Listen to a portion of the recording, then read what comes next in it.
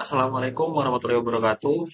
Perkenalkan nama saya Muhammad Andika Permanajati dari kelas AK 201 dalam mata kuliah Ekonomi Makro. Di sini saya akan mempresentasikan singkat terkait kondisi perekonomian Amerika Serikat tahun 2024. Dia dari inflasi, kurs, PDB, neraca pembayaran, dan juga neraca perdagangan.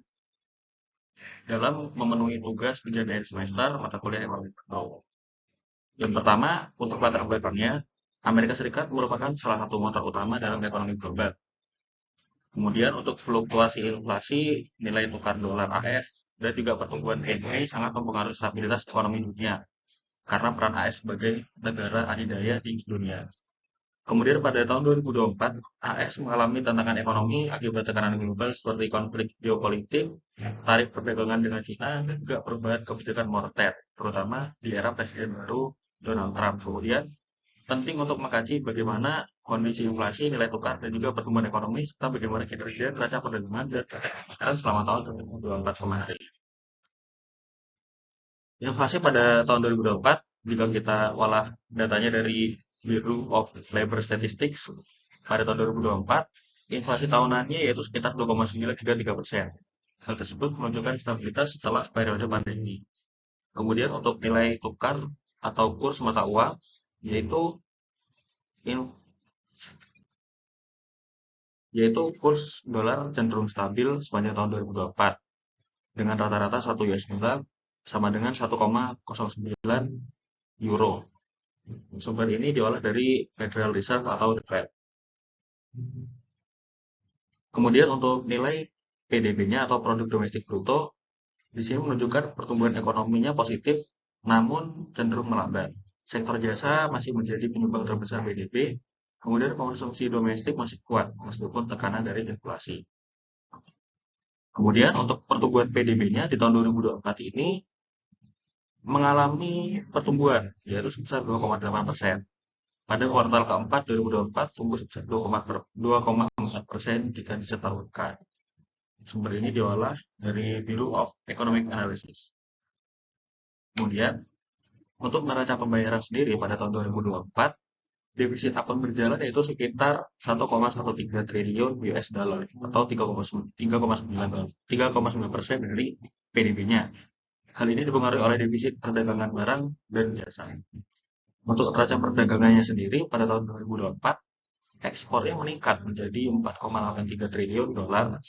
Impor juga naik menjadi 5,96 triliun US dollar.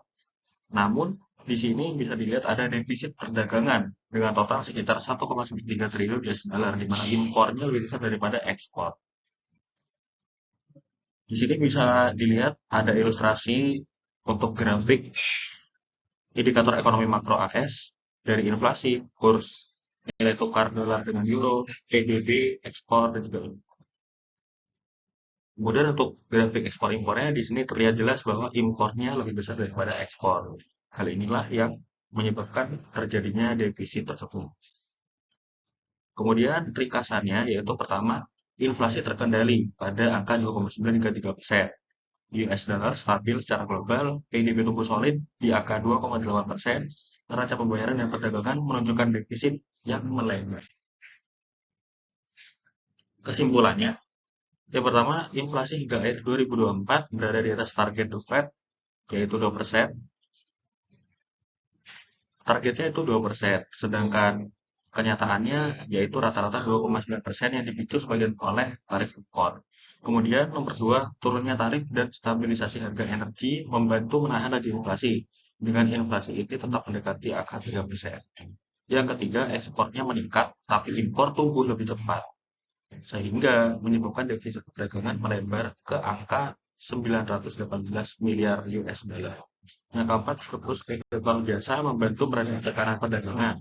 Namun defisit total akun berjalan tetap tinggi, yaitu kurang lebih 3,1% dari GDP. Kemudian yang kelima, kurs US dollar relatif kuat, mencerminkan perbedaan suku bunga AS yang ditahan untuk melawan inflasi. Kemudian yang keenam, PDB tumbuh positif, tapi tekanan perdagangan dan inflasi berarti berkinerja lebih baik. Kemudian implikasi kebijakannya, Fed kemungkinan akan menahan atau bahkan menaikkan suku bunga untuk memperbaiki inflasi. Fokus strategis perlu diarahkan pada penguatan ekspor dan reduksi ketergantungan impor.